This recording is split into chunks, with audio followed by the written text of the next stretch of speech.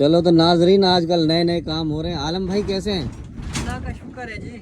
आलम भाई ये ड्रम क्यों रख रहे हो अंदर? केने ये नई टेक्निक आई है नई टेक्निक आई है? जी। अच्छा, हमारे को सिर्फ फायर करना है। फार करने वाली टेक्निक है।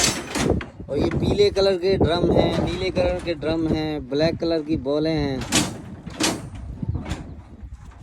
अच्छा बच्चा, ये छत भर रहे हो, क्या कर रहे हो?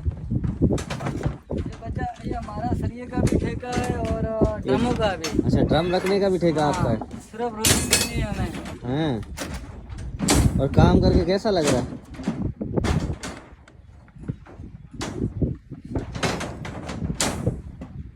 है ना, नहीं जाके पानी ले आई थोड़ा अच्छा